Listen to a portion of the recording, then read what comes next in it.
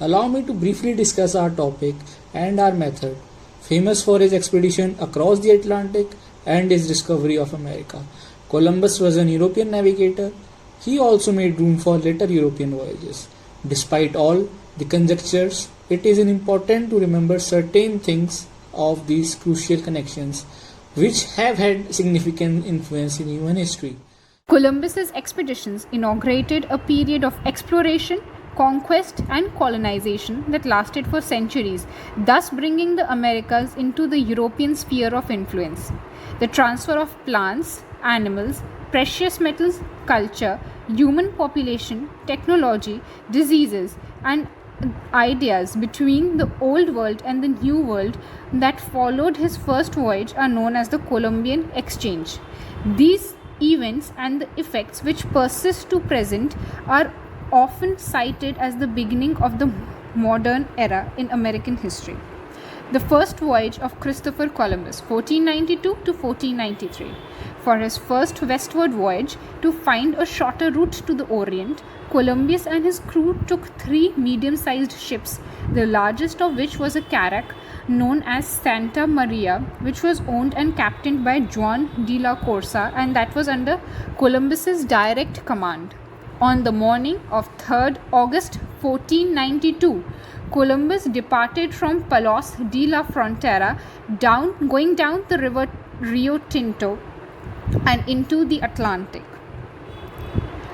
After 29 days out of sight of land, on 7th October 1492, the crew spotted immense flocks of birds, some of which his sailors trapped and determined to be field birds. Columbus changed course to follow their flight. On 10th December 1492, Columbus quelled a mutiny by sailors who wanted to abandon the search and return to Spain. Land was sighted by a sailor named Rodrigo de la Triana aboard the ship Pinta. Triana immediately alerted the rest of the crew with a shout, and the ship's captain verified the land's sighting and alerted Columbus to firing a Lombard. They landed on the morning of 12th October. Columbus called this land San Salvador, but its indigenous name was Guanahani. The modern San Salvador Island in the Bahamas is considered to be the most likely candidate for this island. On 13th January 1943, Columbus made his last stop of the voyage in the Americas in the Bay of Rincon at the eastern end of Samara Peninsula in northeast Hispaniola. There he encountered the Siguas, the only natives who offered violent resistance during the first voyage. On 16th January 1493, the homeward journey was begun. On the morning of 15th February, land was spotted. Columbus believed that they were approaching the Portuguese Azores Island, but others felt that they were considerably north of the island. Columbus turned out to be right. After spending more than a week in Portugal, Columbus set sail for Spain. He arrived back in Palos, in Spain, on 15th March 1493 and later met with Queen Ferdinand and Isabella in Barcelona to report his findings. Columbus's finding generated huge waves of excitement across Europe and opened the ways for further exploration of the New World. The second voyage to the New World by Columbus began on September 24, 1493, when Columbus and his crew left Spain. Due to the success of his first voyage and promises of wealth in the New World, Columbus was provided with 17 ships for his second trip. Also, Columbus brought him many seeds, plants and livestock. This is important because it relates to the Columbian Exchange, which is also known as Grand Exchange. Similar to the first voyage, Columbus first sailed to the Canary Islands, which were controlled by Spanish monarchs. His ship left the Canary Islands on October 13, 1493 and arrived in the Caribbean in the early November of that year. In fact, on November 3rd, Columbus spotted an island which he named Dominica. The word Dominica translates to Sunday in Latin. Today, the island is still called Dominica. On 14th November, Columbus came conflict with an indigenous group of St. Croix. The Europeans killed the indigenous groups who had supposedly been chasing and trying to kill two young indigenous boys. From there, Columbus and the ships continued to another island. The new settlement was to find resources in the region such as precious metals. However, the settlement of La Isabela did not last long due to poor placement. For instance, it was hit hard by hurricanes in both 1494 and 1495, as well as the Taino people also suffered from the spread of European diseases such as smallpox, influenza, measles, and typhus. Crops of Spanish settlers appeared to have failed and they were struggling to survive with that little food they had.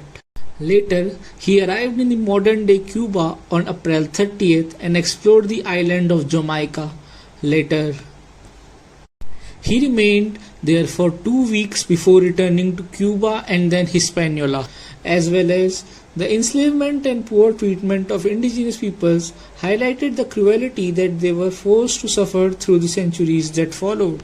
Columbus' second voyage marked the start of colonialism in the New World and social importance which cannot be overstated. Know that both these voyages aimed to establish new trade routes to Asia and expand the European influence, but there were notable differences between them in terms of their objectives, experiences, and the outcomes. Columbus' first voyage journey spanned for approximately 7 months, which lasted from August 3, 1492 to March 15, 1493.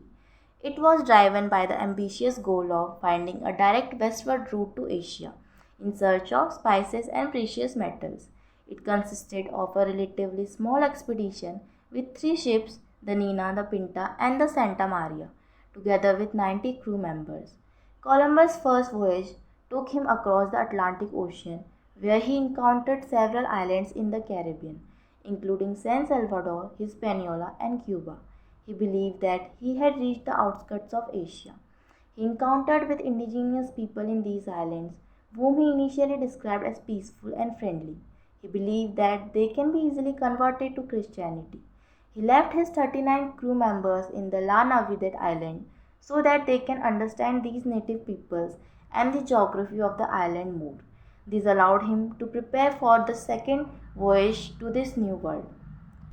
While Columbus' first voyage laid the groundwork for European colonization in the New World, it did not immediately result in the widespread enslavement of indigenous people. The second expedition commenced on September 25, 1493 and concluded on June 11, 1496.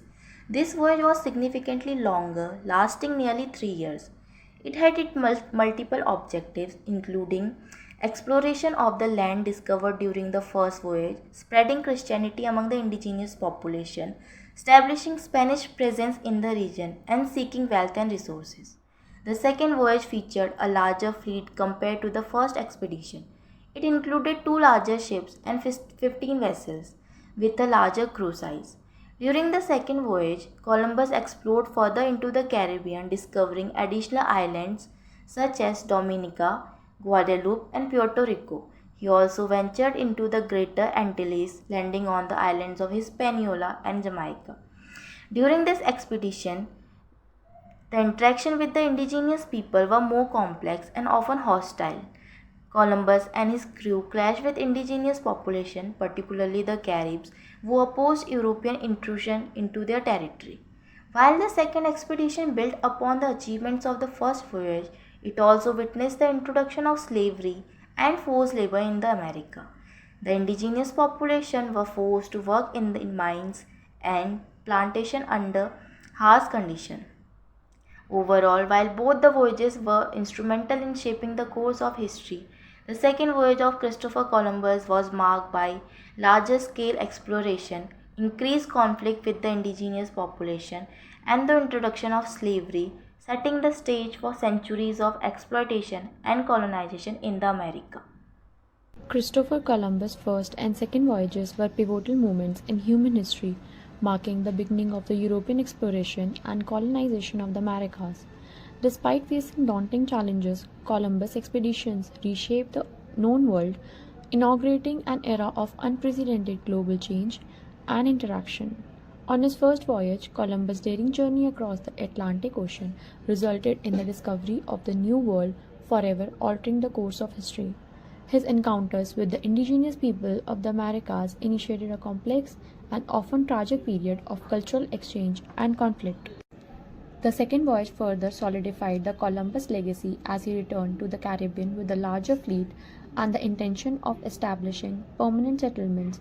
Although his attempts at colonization were fraught with difficulties and controversy, they laid the groundwork for the eventual establishment of European dominance in the Americas. In conclusion, Columbus' first and second voyages were not only remarkable feats of navigation but also transformative events that shaped the modern world, ushering in an era of exploration, conquest, and colonization that would forever change the course of human history.